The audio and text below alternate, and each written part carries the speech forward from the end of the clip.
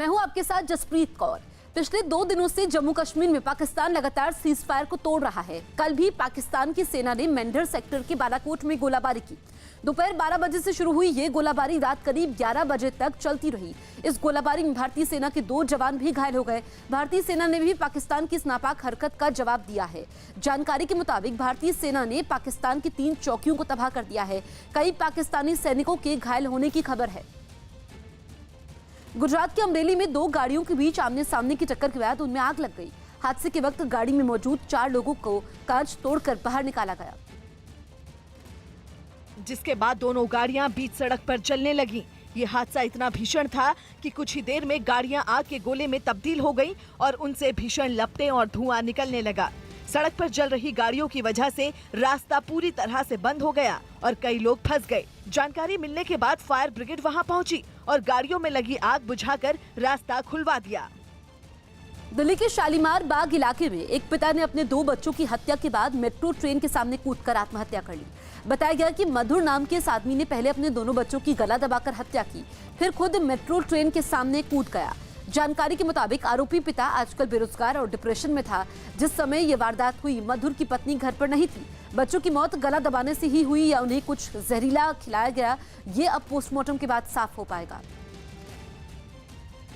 हमने कॉल करी और लगभग 15 मिनट में 20 मिनट में पुलिस यहाँ आ गई। तो उसके बाद ऊपर गए तो देखा कि 2 बच्चे वहाँ मरे पड़े गए। जम्मू कश्मीर के पुलवामा में आतंकवादियों ने एक आदमी की गोली मारकर हत्या कर दी। गुलाम नबी मीर नाम का ये आदमी ट्रायल का रहने वाला था। जानकारी के मुताबिक 55 साल के गुलाम नबी मीर को आतंकवादियों ने उनके घर के बाहर शाम करीब 7:30 बजे गोली मार दी। गुलाम नबी मीर को नजदीक के अस्पताल पहुंचाया गया, लेकिन उससे पहले ही उनकी मौत हो चुकी थी। बेंगलुरु में कुछ मुस्लिम समुदाय की महिलाओं ने शाहीन बाग के समर्थन में प्रदर्शन किया। इन लोगों ने केंद्र सरकार से नागरिकता कानून और एनआरसी वापस लेने की मांग की, जिसके लिए ये महिलाएं हाथों में पोस्टर लेकर एक जगह पर एकजुट हुई और सरकार के खिलाफ जमकर नारेबाजी की।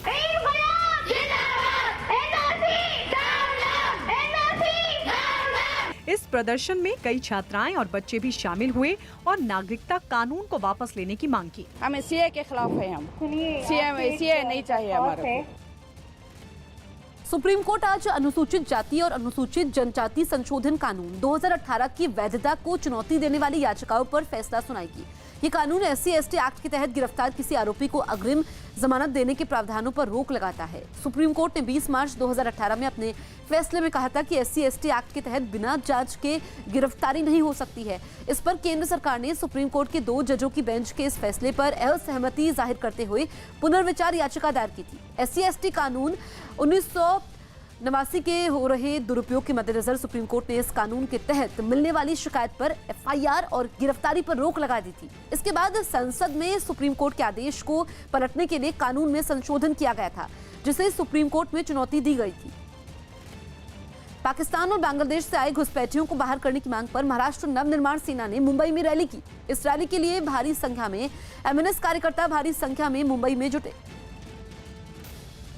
और हाथों में MNS का झंडा लिए रैली के लिए जाने लगे। जबकि जिस जगह रैली होनी थी वहां भी MNS कार्यकर्ताओं की भारी भीड़ इकट्ठा हो गई। चारों तरफ जब से महाराष्ट्र नवनिर्माण सेना ने अपना झंडा बदला है, भगवा किया है, उसके बाद से धीरे धीरे हिंदुत्व को प्रखर मुद्दा पे लेके आया है और हिंदुत्व को एजेंडे में शामिल किया है।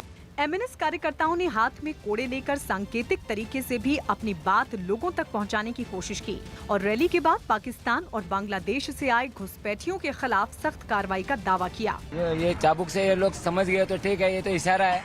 और आज सन्मान्य राज साहब के मोर्चे के बाद जो राज साहब उनका जो भाषण होगा, आज जो भी आदेश मिलेगा वो आदेश का हम वही राह देख रहे हैं। जबकि मुंबई के पास ठाणे में भी भारी संख्या में एकजुट हुए MNS कार्यकर्ताओं ने हनुमान मंदिर में आरती की और फिर रैली में हिस्सा लेने के लिए निकल गए।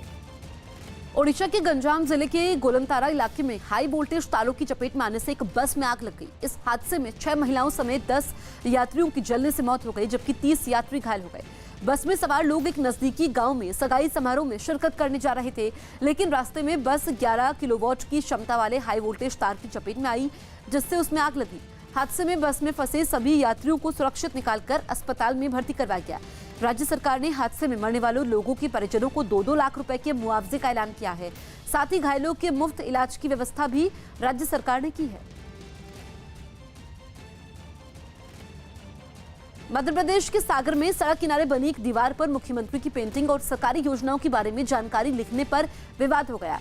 बताया गया कि इलाके के एक संगठन से जुड़े लोगों ने इस दीवार पर पेंटिंग बनाने का विरोध किया और वहां मौजूद अधिकारियों से इस बात की शिकायत की, जिसके बाद अधिकारियों ने मुख्यमंत्री की पेंटिंग को मिटा के उस पर राज्य सरकार की योजनाओं की पेंटिंग बना दी। साल बाद आ रहे हैं, बहुत सारी सौगातें देने आ रहे हैं, सागर के लिए सौगातें दे रहे हैं और अपन लोग सागर के वासी होके इस सब चीजों के थ्रू बना रहे हैं। अच्छी बात नहीं है, हमारा नाराज इस बात पर आधा हो गया, आधा जो होता है उसमें ना हो। इलाके के लोगों ने आरोप लगाया कि अधिकारियों ने गंदी दीवारों को छोड़कर साफ दीवारों को फिर से रंग दिया।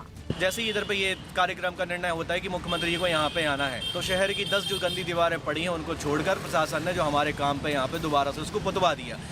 हालांकि कांग्रेस नेता इस विरोध के बाद सरकार के बचाव में उतर गए और अधिकारियों को भी नसीहत दे दी। जिला प्रशासन को जो भी करना है बहुत सोच समझ के करना चाहिए और पेंटिंग का जमाना है, पेंटिंग वहाँ पर दीवारों के ऊपर लिखी रहनी चाहिए। मुख्यमंत्री जी स्वयं पसंद नहीं करते हैं कि उनके चित्र कहीं लगाए जाएं।